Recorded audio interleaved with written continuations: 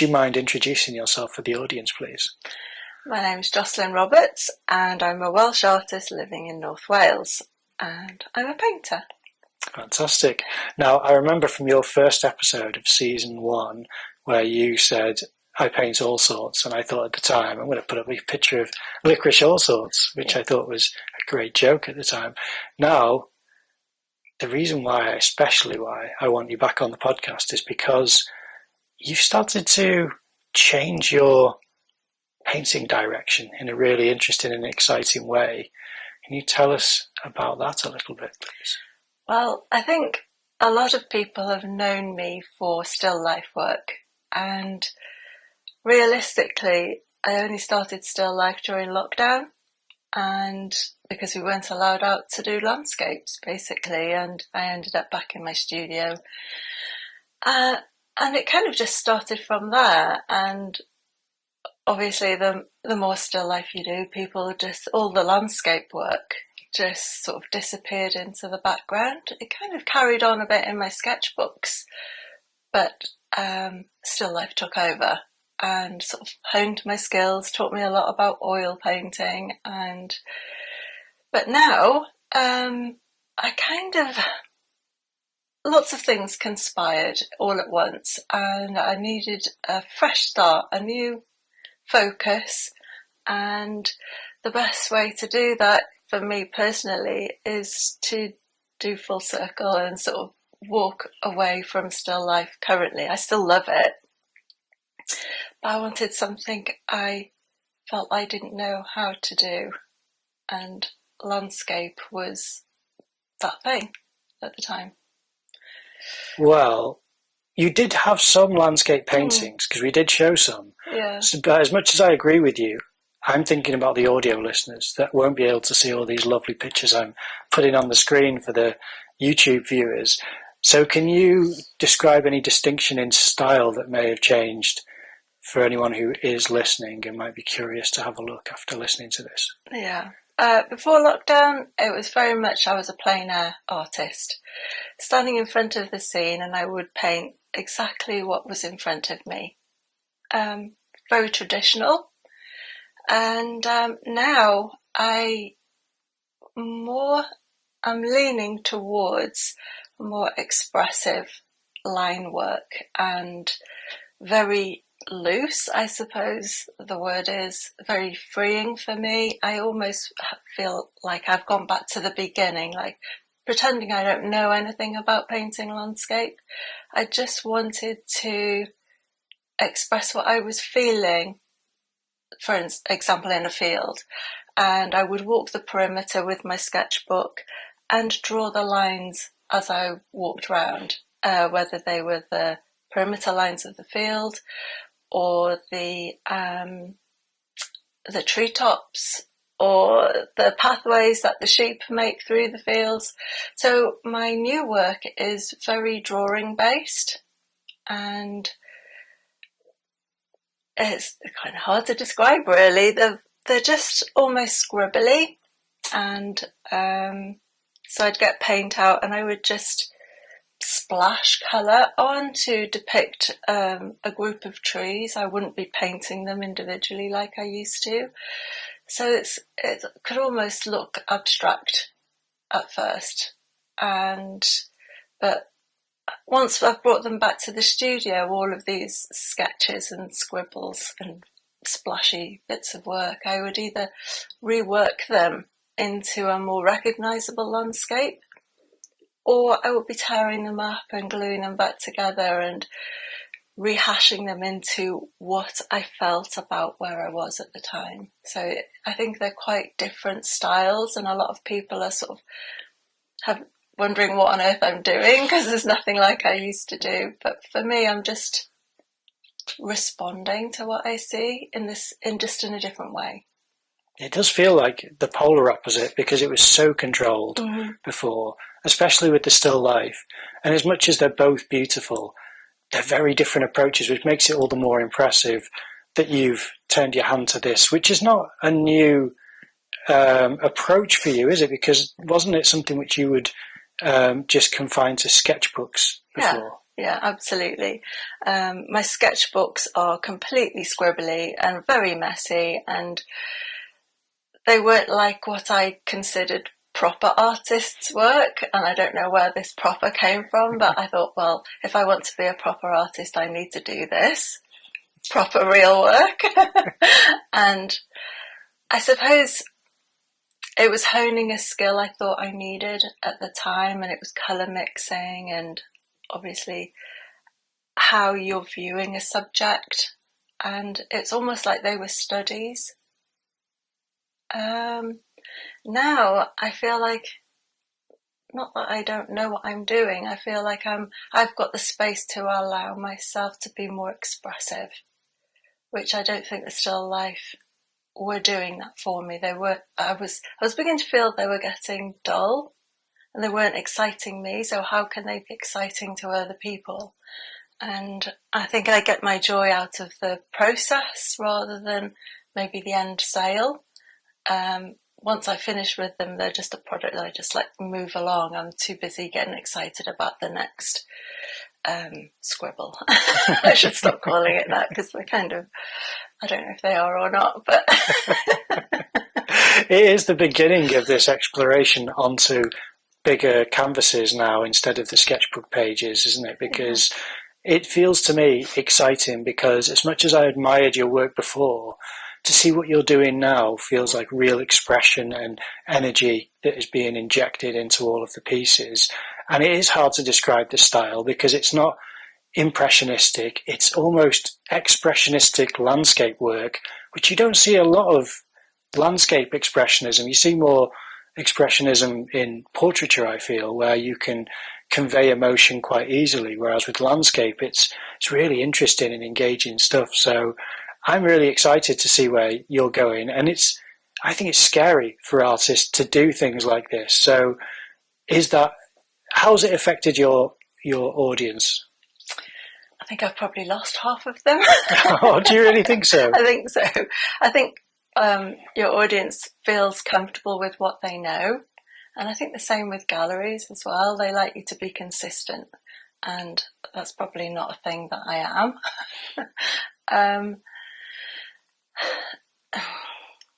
It is very tricky when you start a new path in art. And I kind of put it out there right at the beginning, being very vulnerable and a little bit nervous that nobody's going to buy anything I do ever again, because it's nothing like I used to do. But I wanted to show people that it's okay to start fresh, and it's okay to learn new things, even if you're a mid-level career artist. And I kind of wanted to show that just a line on a piece of paper was enough. And I was doing that right at the very beginning, showing people just really basic lines in the landscape, and it could have just been a wash with very gentle mark making, very slow, very purposeful. And it kind of, I think I was doing it for me mostly, to settle into a place where it's okay to express what you're seeing and not perform for what you think people want. I didn't really mind whether people liked it or not. This wasn't for them. This was for me to get reacquainted with my work again. So surely you're seeing new people arrive and introduced to your work now that because you uploaded so many videos that I was just so impressed with how prolific you were being with all of these new explorations. You must have noticed new eyes on your work now. Yeah, definitely. There were people who it clearly resonated with, a lot of people who were stuck. And, you know, we all have these blank moments where we suddenly think, I don't know how to paint anymore, and I don't know what I'm doing. How do I get out of that dark? It's a darker place if you're not creating as an artist. And a little bit I felt like I was helping them, and they were coming back to me and saying, you just encouraged me to get my sketchbook out and say it's okay just to do a scribble and walk home, and that's enough. It didn't have to. The thing with sketchbooks, they don't have to be a final piece, and I never saw them as proper paintings, proper pieces of work, until a friend came over and visited and pointed them out and said, "Oh, what on earth is going on here? What is this amazing? What's this? What's happening? I know all about your other work and it's lovely, but this is exciting." And I was like, "Don't look in my sketchbooks. They're really bad. They're full of rubbish. What I consider just daubings, I suppose." And he actually gave me fresh eyes on my sketchbooks and actually allowed me to tear pieces out and allow myself to see them as more than just practice, and actually make them into bigger pieces and actually put them out there for people to go, "Wow, you've encouraged me to start again or try something new," or just to be okay about having a rest and having a complete turn in direction. So, if I've done that for a couple of people, that makes me happy. And sharing my work, I've always done that. I've always shared my inspiration or where you can find my work, and it's almost like a journal. My social media. It's not like this is for sale, this is for sale, this is for sale, even though they mostly are for sale. It's more than that. It's like this is my life and how it works. And I know a lot of people have an idea of what an artist's life looks like, because social media is very good at hiding all the scruffy bits in the background. But I kind of like a bit of reality. When I look at other people's work, I want to see the scruffy bits at the back and where they've gone, that's not worked. I like that. I mean, because you keep describing it as a scribble, I do want to say that for anyone listening, a trained hand scribbling is different than an untrained hand scribbling. So I think that when you see a scribble as it's been described by your hand, it's actually it's guided by experience as well and by your love for the landscape. So it's not just idle scribbling or board scribbling where it's a zigzag line. It's really interesting marks, and it sounds like it's not just painting but drawing as well. Is it a kind of combination of the two, as well as, like you said, tearing it up and reapplying it? Is the process really a back and forth, a push and pull? Oh, absolutely. So, for example, I would take a board out into a field with a bag full of pencils, paints, crayons, chalks, you name it, I'd take it with me. And to begin with, I would just follow with my eyes the lay of the land and just go very slowly and very purposefully express in line what I'm seeing. But it doesn't have to be set out exactly how it is. If I see a mound and it's quite interesting, then I might exaggerate it because that's what's interesting me. Or if I see a darker group of trees, then I'll just get the paint out and just lay on a darkness and not sort of pick out trees. And then I might scratch into it with a blade and pick out the highlights of what's happening. But I'm also experiencing what else is happening, and that's come through from my other work. It's always what I'm feeling, what I can hear, what I can smell, what I can see, which way is the wind blowing. And actually, even in my still life work, those marks were drawn on top. So a lot of people didn't really notice them, but there was a lot of scraping off and a lot of drawing that happened under and over my oil paints. So I've just probably expressed it more in my landscape work and allowed a lot more mark making to happen because they're exciting. For, when you're inside and doing a still life, it's very quiet in here. It's very still. you can't tell which way the wind's blowing. You might get a change of light, because I used to set up in the window so the light would change. But outside, everything is happening. And I wanted to express that really profoundly and purposefully. So, like the piece that's behind me, it was a very windy day in the dunes, and the grasses were virtually laying down in these beautiful waves. And to put that down expressively, you are just dragging crayons and pens and whatever else I had in my bag across in rhythmical movements. It's a very physical process, because outside is more physical. So I don't know how else to encourage people to, maybe paint more dynamically and feel what's going on, rather than it's not just purely visual. I do remember from your first episode that you said that you will move with the subject. So if you're painting a wave, you'll move with the wave, as opposed to just still, standing and then letting your hand do the gesture. You'll move with it. So that's always something that it seems that you've had.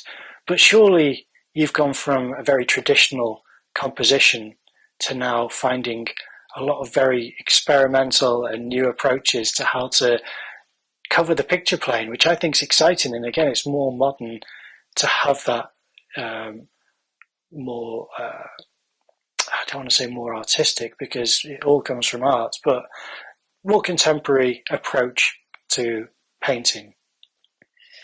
I don't know how else to express what happens outside, or how to paint any other way, other than to move in the way with what's happening outside. And I've often watched other artists and how still they are when they're looking and they're painting, and I'm thinking, but the trees are moving. Why aren't you moving with the trees? And how it amazes me how well they express movement.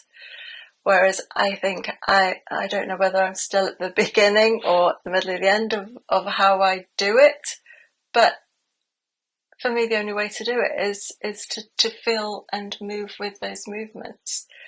And I like that physicality with the paper or the board or canvas or whatever.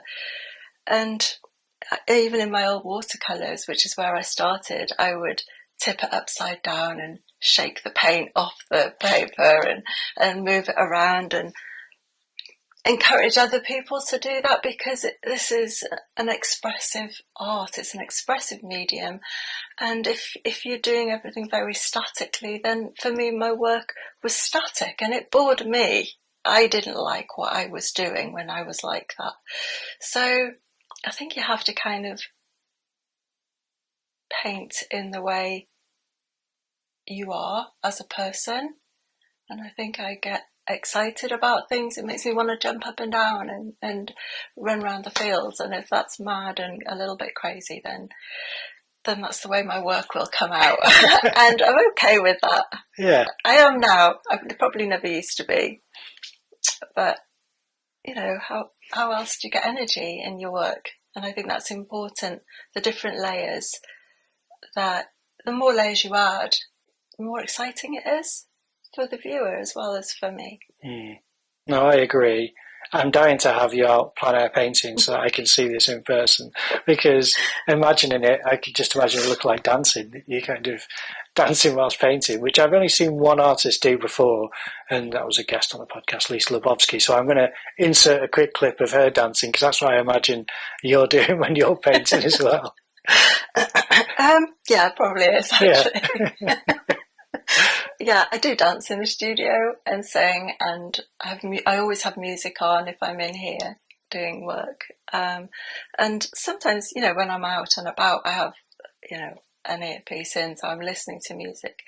But I listen more to what's happening around me, and it definitely feeds into my work that way. And I'm beginning to love it more and more. It's scary at first, really scary, to allow work to happen outside of my sketchbooks as a real thing. So yeah, it's new, and I like that. I like new and exciting. I like learning more than anything. And I think once I feel like I know what I'm doing, I'll probably change it again. I just want to take a minute to talk about the patrons for Painting Insights podcast. They are fantastic support for the podcast, the reason it's still going as well. But I also want to mention that every month we post a bonus show to our Patreon channel.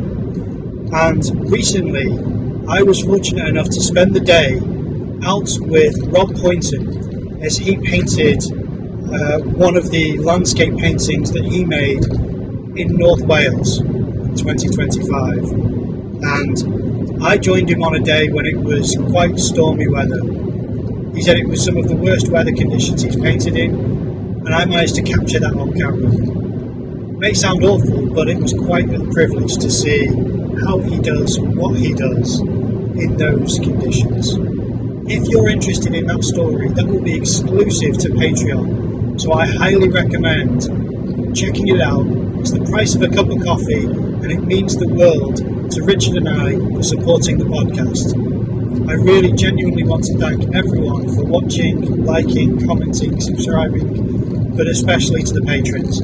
They really do prop us up and keep us going. So if you can, check it out. The link will be in the description below.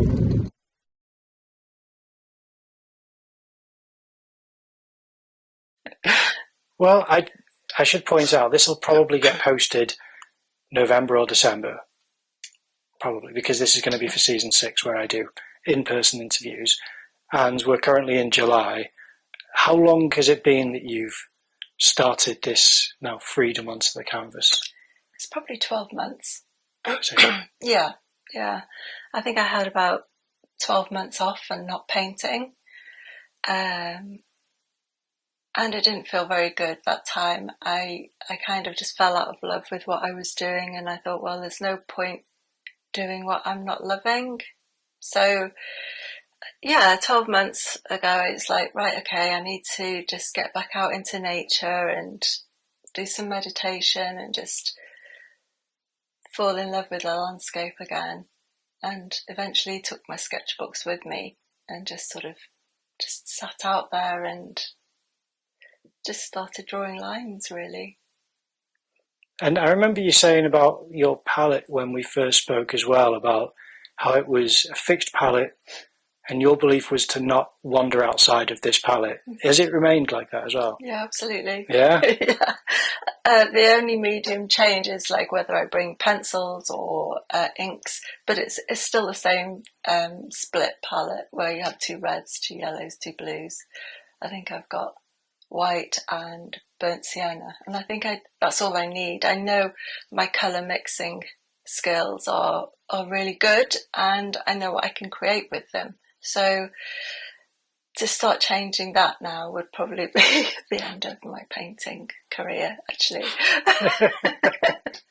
Are you never tempted? Because I always wonder whether you're tempted to introduce a colour that you've not tried. Because I don't know if you've tried Indian yellow or dioxazine purple, or if you've tried all of them and just thought, I'm sticking with these.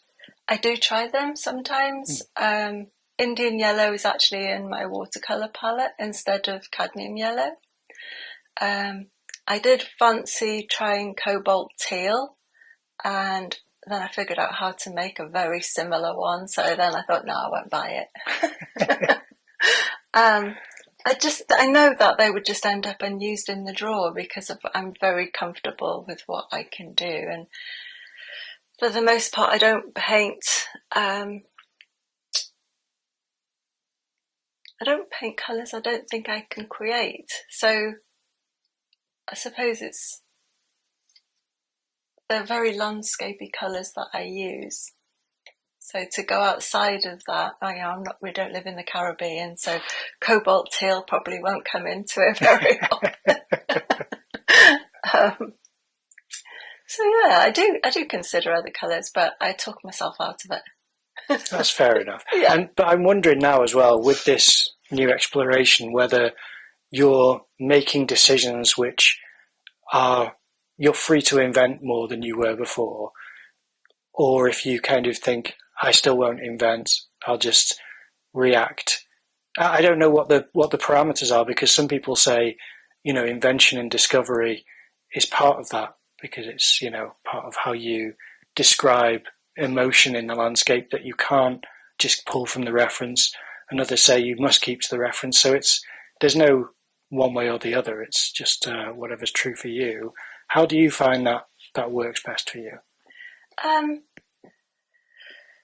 I suppose I've turned my back on just recording what's in front of me, even though it, quite accurate. The weather, you're still painting the weather. I'm still doing that now. But it's more my emotional response I've allowed to take up more space in the work. I still think about composition. I still think about atmospheric distancing, and because I still want the painting to work as a landscape. I haven't gone so far down abstract that I don't recognise the landscape, although one or two pieces could be more abstract. But I think I've allowed myself to respond more than record, and I think it makes it more dynamic. It gives room for you to make decisions and experimentation, as we say. So can you see yourself going abstract? Probably not. No? Because my inspiration is out there, and I like seeing the trees moving, or the tides coming in and out, and what they do, and the light moving across a landscape. I still want to get other people excited about that. I think if I went too abstract, I don't think I'd enjoy it myself. It doesn't pull me towards being, wholly abstract. Although if you close in on any of my work, you would say it's abstract. There are abstract elements in my work, but I want to portray the light and the weather moving across the land, because that's what excites me. Now, I must admit, I think that even your old work, not your old work, but your kind of the work that you're known for most, would have elements of abstraction to it, in my view, because I feel as though abstraction's always a relationship with painters, because you're depicting something that's supposed to be reality, and yet you're using lots of subtle tonal values in order to suggest things. And when you're really close up to a painting, I feel as though you're playing with abstraction a lot. So that's why I feel like with this it's more heightened abstraction, but I don't know how far away you are from the work whilst you're, working it to the level where we see it, or whether you're close like you were, because the distance sometimes from a piece will dictate how abstract you're seeing each element as it's being worked. So has that changed for you? Are you less, I don't know, if you are never still with it, I don't know, how's that work for you? I am not right up close, because unless you're right up close to what it is you're drawing, how can I draw that? And even with still life work, you should really take a good step back and see what it looks like at a distance. And my still life was never hyper realistic. There was a lot of brush marks in and a lot of scraping going on, and so it appeared that there was a lot of detail. But I think because there's a lot less detail in these new pieces, they can be easier to do from a distance. I would, walk around. I would lay a canvas out or a paper out on the floor and walk around it and turn it upside down, or allow the paper to move as I'm walking around the field. I don't want it to be static, because walking isn't static, and to walk and draw at the same time is very freeing, and it stops you being controlling, which I know I could have a tendency towards, of controlling it. but I want to not know what I'm doing. I want to do things by accident and think, wow, that works, or oh my gosh, that was really bad. I'm just going to pour paint over that and just cover it up. And oh no, that actually looks quite nice now. I want to surprise myself constantly with each of the pieces. I don't know how they're going to come out anymore, whereas still life, I always knew how they were going to come out, and that's a level of control. I can recreate this bowl of fruit or whatever. Whereas the landscape, I don't want to know how it's coming out. Because the weather changes, the sun could go in and then it's all in darkness, or the sun comes out and it lights up a field like magic, and I kind of want to fall upon that information. Really. That's lovely. Yeah. Well, I know I've mentioned this to you before, but just for posterity, can you see that developing in your still life work? Because I'm excited to see if this language can carry over into still life work in some way. Can you imagine that at some point, or is it going to be two different practices?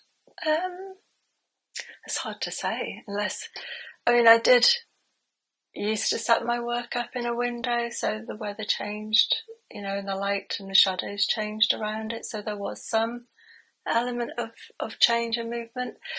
Unless I take the work outside and allow it that freedom, I could. I do still like still life pieces. But at the moment I'm in love with the landscape, and I kind of a one-horse girl, really. I can't do lots of different things. I kind of devote myself to the current way forward. My friend did encourage me and say, why don't you take your still life outside in the garden? And I was like, yeah, I could do that. And then it's a distraction to me. I just want to get to do this, and excitingly. And if I start down that other path again, then I just will want to do that excitingly.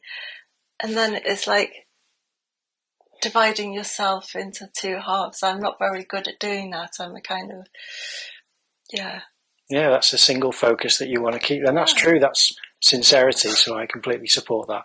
I think it's just a selfish want from my part, because I see it from Richard K. Blades. I see when he does still life, he has all of this environment just moving around the pieces. And I love it when people can create that, even when it seems as though you need to pull that from the air itself to actually find the movement. And but yeah, I'm excited for your body of work to grow for landscape work, because I think it's beautiful and it is great stuff. Now, you may not want to discuss this if you don't, but we do often ask artists, what has your experience with galleries been? And I can edit this out if you don't want to talk about it, but I love asking people, because believe me, without specifics, I've told stories on the podcast without names or locations. So can I just name and shame? You can if you want. I would absolutely love to be part of a gallery. I love the camaraderie you get. I love the support. I love handing over half the business to them, and I can just paint and go, please go and sell that for me and give me some money back. That would be lovely. I absolutely love that, and I would love to be part of a good gallery. Having said that, I have been burnt recently, and that's made me very nervous, and I haven't approached any other galleries recently. I have been approached myself to be part of one or two, and I kind of nervously put it on hold until I feel I've got something to offer. Galleries I think are a mixed bag. You can be very lucky and you can be unfortunate. And lots of artists I've spoken to recently have had difficulties with galleries, and it's not easy selling yourself out in social media because everybody's an artist now. And having that professional support from a good gallery, you can't beat it for sort of giving you, it's almost like a promotion in your career to say, you know, we value this person's work and we would love to have her work in our gallery. That does make you feel good, and I'm quite happy to hand over half of my money for that privilege. And I think it is a privilege when you're chosen by a good gallery. And I would work my socks off for them, absolutely, because that's the kind of artist I am. You know, I'm all in if I feel valued. Yeah. Well, it's difficult in Wales as well because we don't have a massive selection. I'm excited to see if your work has opening now more doors in England and different galleries around, because I'd like to see lovely galleries working with you in that way, because I think that's what this work's going to be exciting for, is to introduce to a wider audience. But there's also a lovely event that you did where you did an open studio, which I attended, so I'm going to show some footage of that as well, because I thought that was really nice. And you had a kind of gallery environment with some lovely music playing and how it was set up on your walls. It was very nice. So that was fun. Yeah. I've always opened up my studio and my home to do events like that, because it's where you're comfortable. You just get rid of all your personal possessions, hang loads of art on the wall, put the coffee machine on, make a cake, and invite the world into your house. And a lot of people would be very nervous about doing that. But for me, it's like a safe environment where I could just talk and sell, and people, I think getting people in front of your work is the hardest bit. Getting them to part with their money, I think once they can visualize that on their own walls, and I've already set up the situation, it's on a wall at home, and you've almost taken that leap over that. They can sit in my lounge and think, this lounge is not that dissimilar to mine, and that painting looks lovely just there. That's an easy sell for me, and I am going to do another open home exhibition, probably autumn time, which will probably be after this is published, but that means that I'll have some lovely B-roll to share with everyone. But I absolutely love it because loads of people come. I mean, my house is absolutely bonkers busy, and we're quickly trying to build extra space for the purpose as well. So yeah, it was a thing I saw happened a lot in London. People were getting dissatisfied with galleries, and they were just opening up their beautiful houses and selling their work, and even borrowing each other's houses. And I thought, I could do that. That's workable. Yeah. So yeah, I think you have to be quite clever in alternative ways of selling when you don't have a gallery support. And social media is so busy. I think it's very difficult to sell on there now. It used to be amazing, and I used to do so well with sales on that. But now I think people like that personal touch, and inviting all my friends and family and collectors to my home, I think they really appreciate it. Absolutely. No, it was lovely when I came to visit, and I'm looking forward to visiting again to film it. That'll be lovely. I always like to ask people as well, do you have any rules then that you have set for yourself with this new work? Because it seems so liberated. I'm wondering if there are still strict parameters. Obviously, there's a strict parameter of you won't paint unless you're engaged with the subject. You won't venture outside of your palette. But is there any kind of, I won't use a straight edge, I won't, anything where you think this is a bit of a rule that I still follow? I think I very quickly learned that get to know the rules and then just break them all. Yeah. Otherwise, where's the experimentation? Where's the learning going to happen if you stop cutting things out and promise that you won't do this, that, or the other? I try not to go out in the rain because it washes it off. But having said that, there is water-soluble paints and things, and it actually makes very beautiful marks when the rain is trying to wash it off. No, I don't really have any rules. I won't.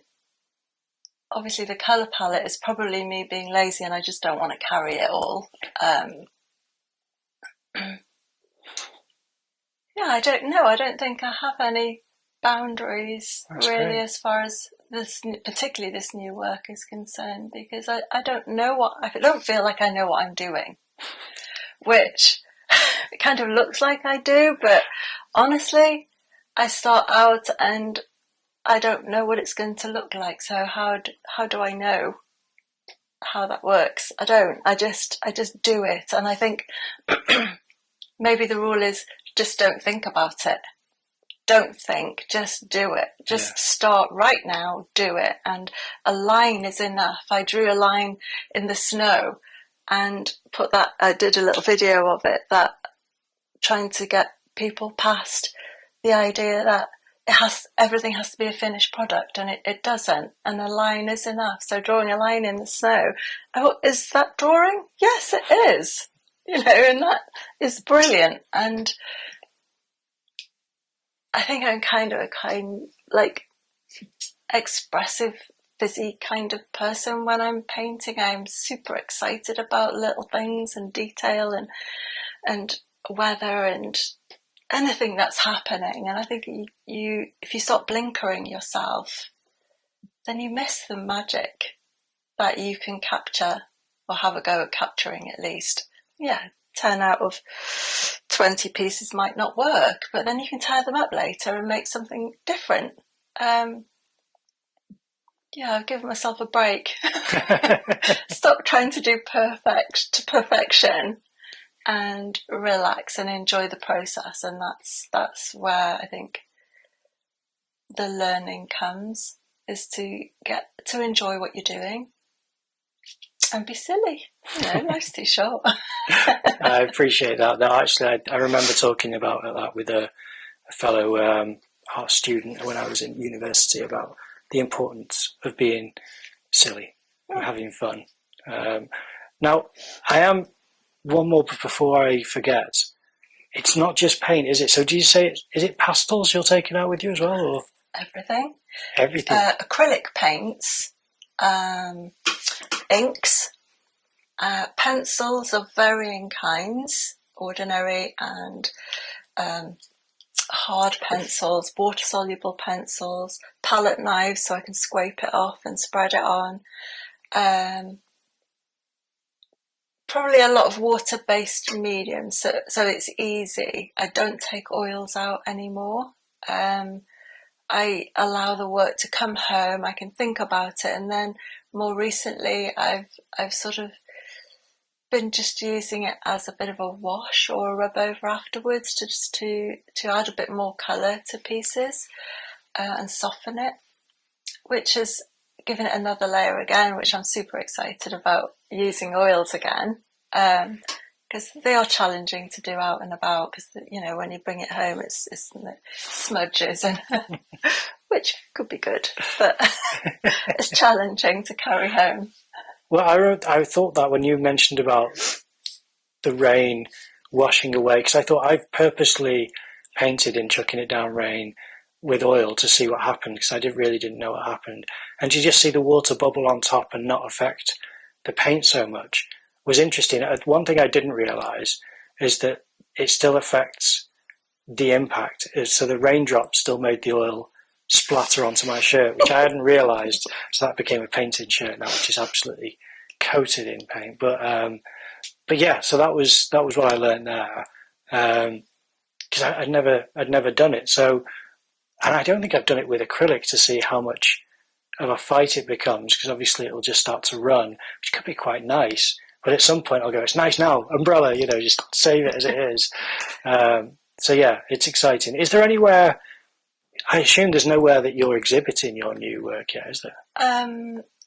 It probably will have finished by the time this comes out, but I have a piece in the Pen Secondhand Open, a secondhand pass in Conway, and I've just been accepted to the North Wales Open at Theatre Clwyd in Mold, so there'll be a piece in there till October. So, but I don't know, who knows what's around the corner. Some fabulous gallery who I really love might ask me to put work on their wall one day. I think we all know who that is. And I would, do my best to say yes. You'd fight your better urges and go on then. Yeah, who knows? Yeah. Who knows what's around the corner? It might just be still my home gallery. Yeah. It's exciting not knowing. Whereas before I was very anxious about not having a gallery. But I used to do it before by myself, and I am doing it again by myself, which is fine. Is fine now. Well, if I can, I will pop into Pennsylvania and see your piece there and see if I can capture that. I don't know if I'll be able to make it to Mold, but if I will, then obviously I'll pop in to see your work there as well. So congratulations on getting into there. That's fantastic. Thank you. And aside from that, if no one can make it to an in-person exhibition, where online would you like people to see your work and support you? Facebook, Jocelyn Roberts, Fine Artist, or Fine Art, I think it is, or Instagram, Jocelyn Roberts Artist. I'll be there waving at everybody. Look out for the scribbly stuff. Now, because this is going to be posted in the future, if there's any updates and any changes, I will include them either now or at the very end, so that you are updated with anything where there's new events or exhibitions or social media or anything. Okay, as suspected, this is me from the editing room. And firstly, from the places where Jocelyn Roberts exhibits her work for you to see in person, there is Oriel Dawn Gallery and Gift Shop. That's in Conway. And secondly, there is Morris and Me, which is a lovely place which does not only art, but does antiques and vintage items as well, and housewares, and that is in Ruthin. I did suspect that there would be a couple of locations where Jocelyn would exhibit her work, so that's why I had the foresight at the time to include that that kind of moment to say that I will include this this segment. So anyway, back to the episode. That is information that will be linked in the description below. Thanks. There will be links in the description for the social media platforms, and obviously we encourage everyone to go and check those out. It's beautiful work. I'm really glad that you could sit down with me for another episode. Thank you for being on the podcast. Thank you for asking.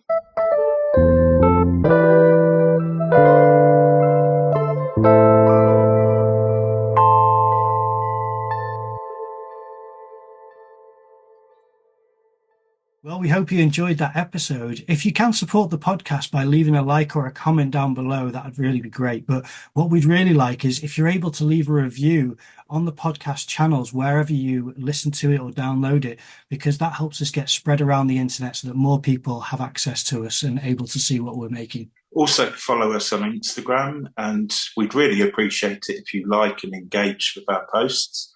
Help get the podcast better known. Thanks for listening.